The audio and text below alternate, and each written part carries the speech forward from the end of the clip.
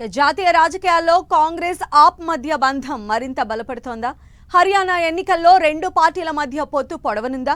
ఇండీ కూటమిలో భాగస్వాములైన ఈ రెండు పార్టీలు పార్లమెంట్ ఎన్నికల తర్వాత ఎవరి దారి వారిదే అన్నట్లు వ్యవహరించాయి. కానీ ఇప్పుడు హర్యానా ఎన్నికల ముంగిట మళ్లీ స్నేహగీతం ఆలపిస్తున్నాయి. రెండు పార్టీల మధ్య పొత్తు పొడుపునకు కారణమేంటి? పొత్తు ప్రతిపాదన చేసిందెవరు?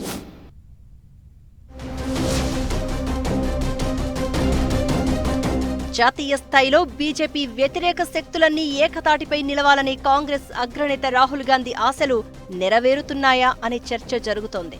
హర్యానా ఎన్నికల్లో ఆమ్ ఆద్మీ పార్టీతో కాంగ్రెస్ పొత్తు పెట్టుకోవాలని రాహుల్ ఆశిస్తున్నారు. తన ఆలోచనలను రాష్ట్ర పార్టీ నేతల దృష్టికి తీసుకువెళ్లి పొత్తుకు సిద్ధమవ్వాలనే సూచనలు ఇచ్చారు. దీంతో రెండు పార్టీల మధ్య పొత్తు పొడిచే అవకాశాలు కనిపిస్తున్నాయి.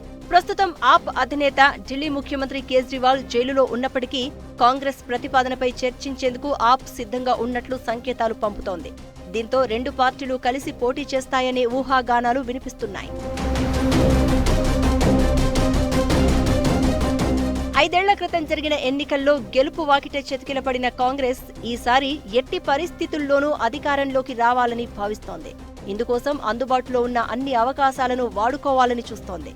గత ఎన్నికల సమయంలో ప్రభుత్వ వ్యతిరేక ఓటు చీలిపోవడంతోనే బీజేపీ అతిపెద్ద పార్టీగా ఆవిర్భవించింది. బీజేపీ కాంగ్రెస్ మధ్య కేవలం 9 సీట్ల వ్యత్యాసం ఉన్నప్పటికీ జేజేపీ సహకారంతో ప్రభుత్వాన్ని ఏర్పాటు చేయగలిగింది బీజేపీ.